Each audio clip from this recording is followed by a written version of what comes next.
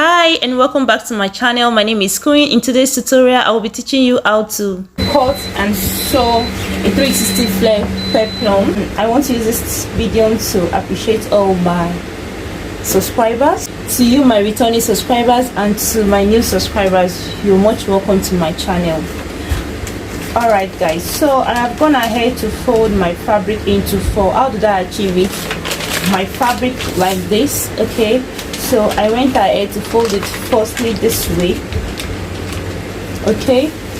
Then from here I came down to the middle and then I fold again.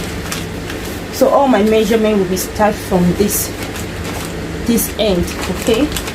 Can you see? So every of my measurement is going to start from here, and so this is what I have here, okay? So this part is what I have here. So guys, I'll start my measurement from here. The waist I'm working with is 36, and 36 divided by 4 is 9, and the length of the peplum I want is 11. I want to use 10, and the 11, the 1 inches that make it 11 is going to be for my seam. So for the folding, turning over at the upper part and the stitch at the down part, that's what I need my 1 inches for. So basically the measurement I'm using is 10. So how do I achieve 36 on the waist side and then my length 10? But before that, I'm not going to only be using 36 because I want my peplum to have some fold at the waistline. It's a top I'm making, so I don't just want it a plain 36. So I'll be extending my calculation. So let's get started. Okay, so firstly I'll come down from this, my folded end. I told you my measurement will be starting from. I'll come down to by 6 inches. Okay, so this is 6 inches on my tape, so I'm going to measure 6 inches around my tape. 6 inches like this. So just take your time and make sure you're measuring on 6. Alright, so I will go ahead to connect the 6 inches together. Okay, so this is my 6 inches that I have actually measured it. So let's measure. So now to get my waist circumference, which is 9 in 4 places 36. Okay, to get 36 inches, I first of all came down by 6 inches all through. Then I want to measure the circumference. Let's see if it's going to give me 36 that I'm looking for. Okay, so here I have 10 and half times 4 is going to give me 42. So this is way more than what I want. If I'm going to be sewing plain without adding planes, this is actually more. So for people to know how to, as in the exact measurement, so since we have 6 is giving us more, we can reduce it. We can use 5 inches. So let's go with 5 inches all through first. So I'm taking it up by 5 inches. So I'm connecting the dots together. So let me measure around it. Okay, here I have 8 times 4 is going to give me 32. So it's still not up to what I want. So why not just get a line at the down, just a little. I'm coming down by ½ inch down. Okay, so I have my ½ inch down. Let's measure together. Okay, I have 9. So that means if I come from here and measure 5½ all through, then when I connect the lines together, it's going to give me 36 for the waist length. So that's basically how to measure, to know your waist circumference for any measurement at all you want to use.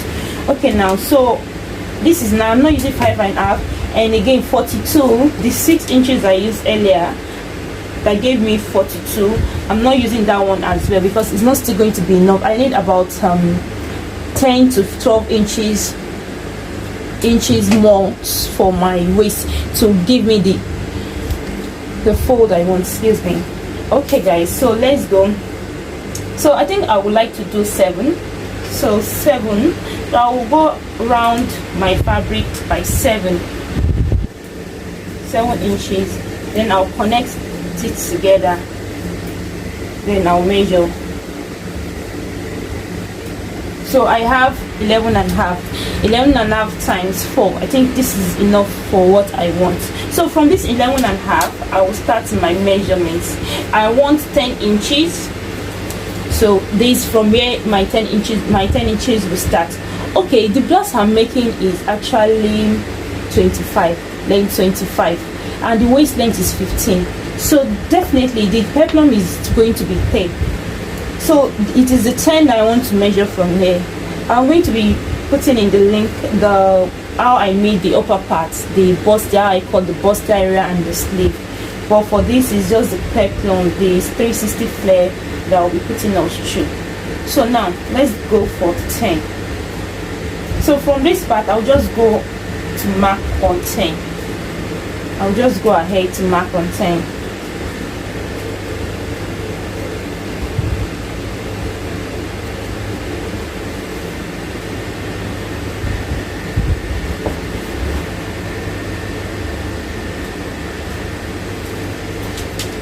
And I'll connect the lines together like so. Just with, I'm using my free hand because I'm confident it's giving me the right thing. Okay, so this is it. This is 10 and then this is 7 up. So I'm taking 7 up and 10. So now let me add my 1 inches.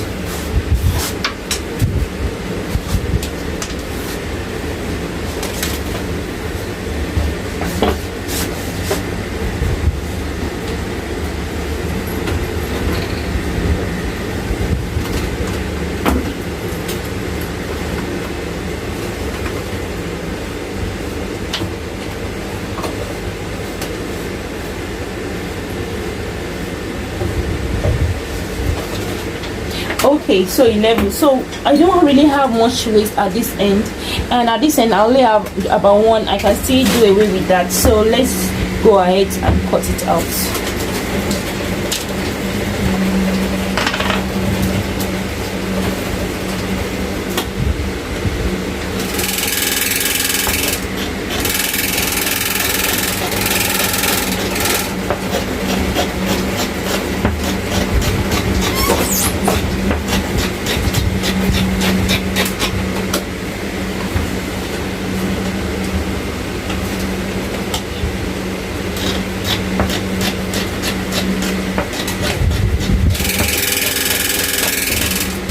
Okay, so this is what we have.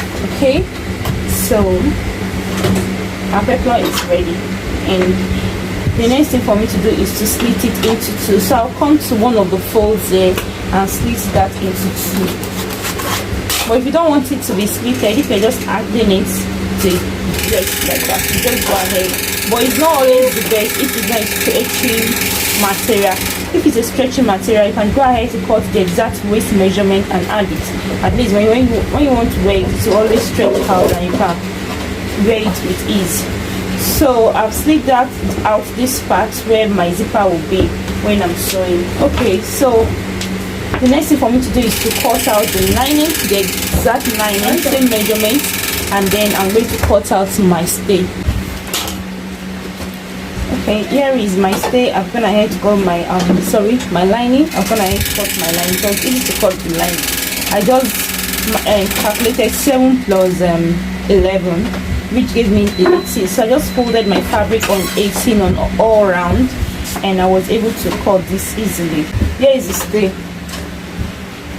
So I didn't take away the 7 as usual because I only want to use about 4 inches while to stay the down part. So what I'm going to do is just to measure my 4-inch round.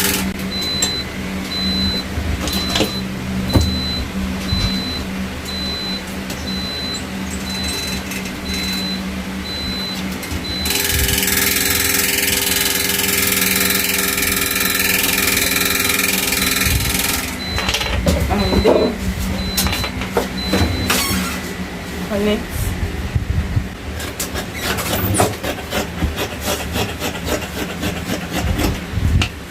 Okay, so I can still use this for something else some other time, so I'm going to be keeping this. Okay, so basically the stay is just going to stay at the down part of the fabric, not all through the fabric. So you can use any stay you have. You can use a collar stay, but this is just a paper stay. It is a soft paper stay, and it's what I'm using for this. So now I'm going to go to my machine and then stay this. There is a gum part, so I'll be facing the gum part to the rough side of the fabric and stay through all through my fabric. So I'll show you once I'm done with that.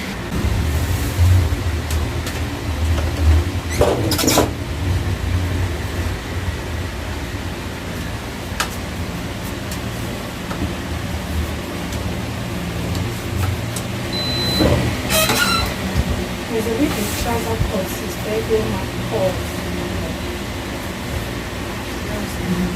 So I've gone ahead to stay the fabric, and then it's time for me to sew with the lining. All I need to do is just to lay my lining on the fabric like this. Then I'm going to start my stitch.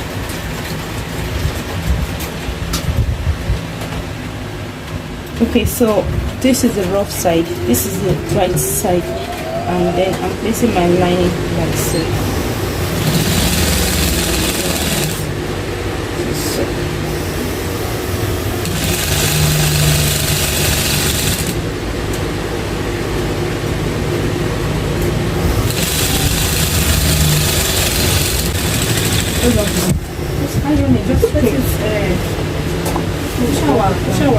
Okay guys, so I've got it to the end, and then I'm sewing this other part as well.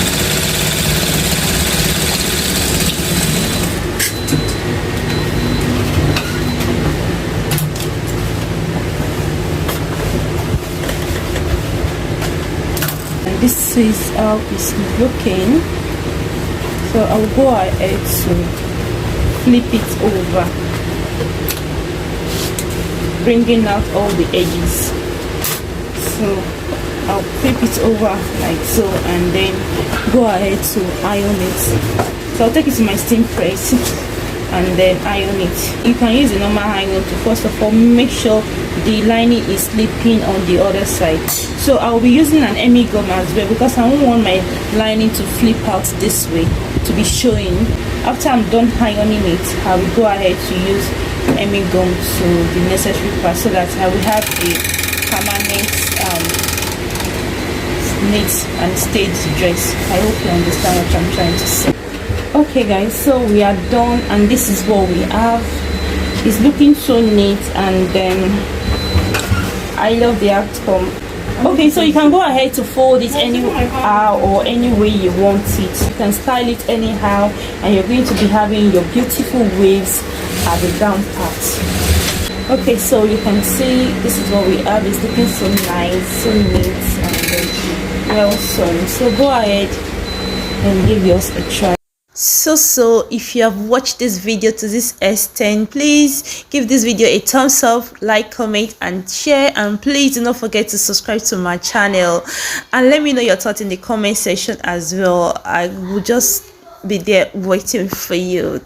Thank you, and see you in my next. Bye.